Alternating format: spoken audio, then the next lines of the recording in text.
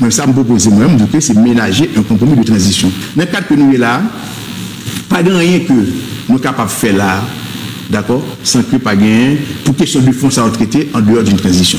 Nous avons abordé questions constitution, que ce soit modification ou bien une nouvelle constitution, seulement et la transition. Oui, parce qu'il y a des questions de fond. Il y a des questions de fond. Parce que si pas une transition, c'est qu'il faut penser bagaille autour et en fonction de l'avenir.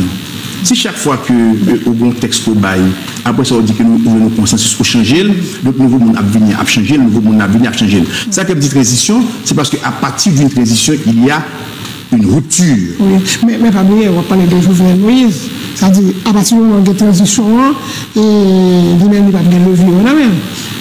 Ça, c'est notre équipe qui va faire travail ça. Ah, et ça qui me dit que faut, mais c'est ça, nous aménager un compromis de transition. Moi, je pense qu'un compromis de transition, sous table là, c'est tout le monde qui a aménagé, d'accord, au bénéfice du pays. Moi, je parle en tant qu'expert. Maintenant, si nous voulons mettre une couche de peinture, faire réforme, faire démagogie, écoutez, dans le pays, il y a toujours des gens qui ont des propositions, qui ont dicté les voies à suivre. Parfois, ils ne parfois, pas coûter. Moi-même, c'est ça que moi, je me proposer. Mais après ça, nous avons toujours fait, allez, faire ça que vous voulez et pas aucun problème. Bon, puisque le président est approché, bon, imaginez que le référendum est fait et puis mais ça, la Constitution a passé. Texte a passé, qui a venu texte à ce moment-là?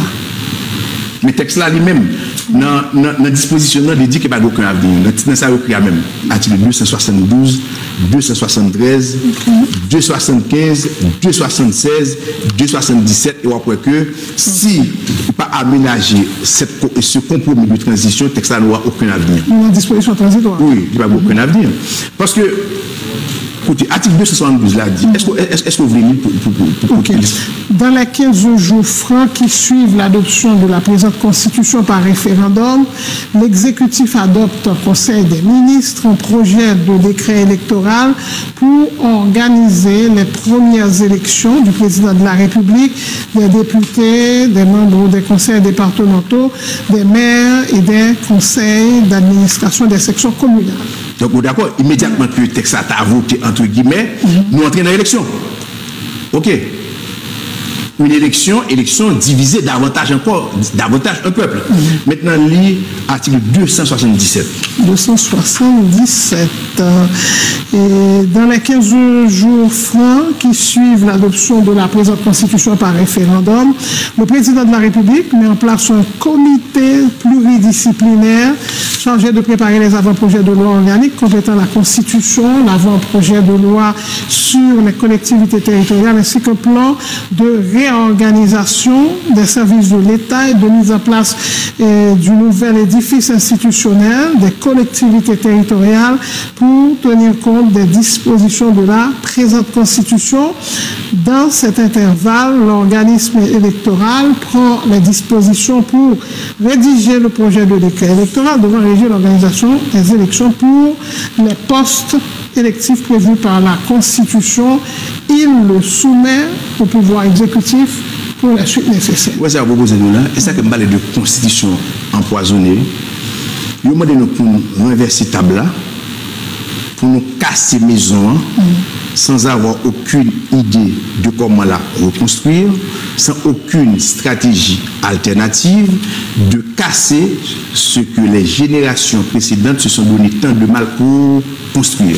Voilà, nous parlons d'élection, c'est-à-dire que tout le monde parle d'une élection.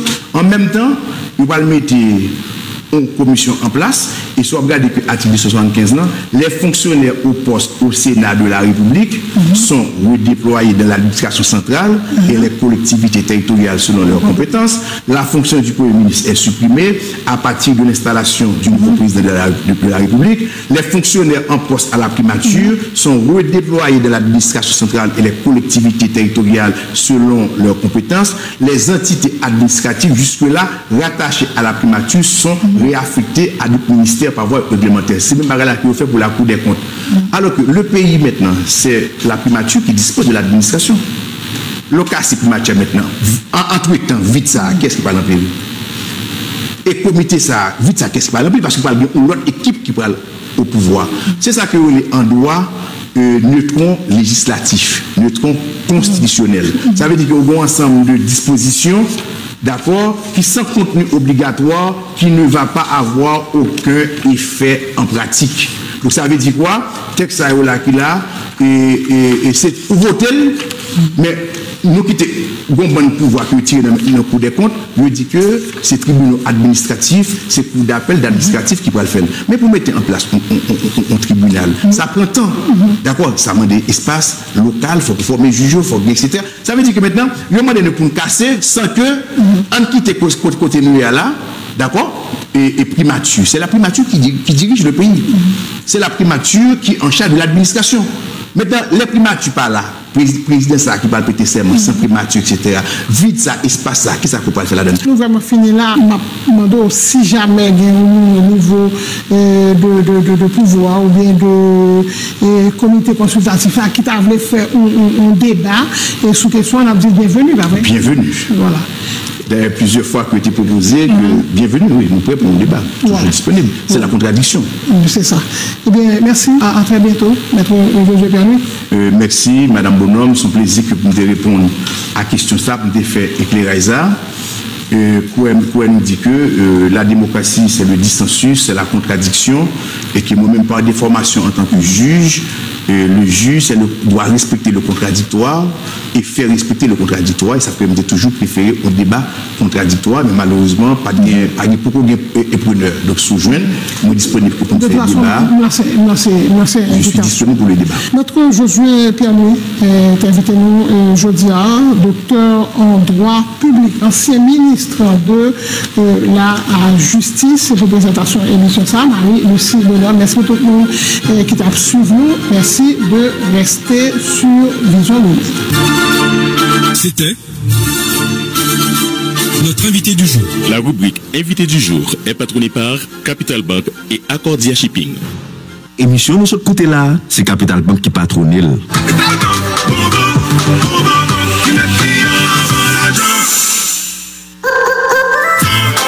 l'ouvrir compte le Capital Bank pour faire expérience sur service la banque sans passe pour qui Capital Bank a conviction et sans ressources pour personnel au soir.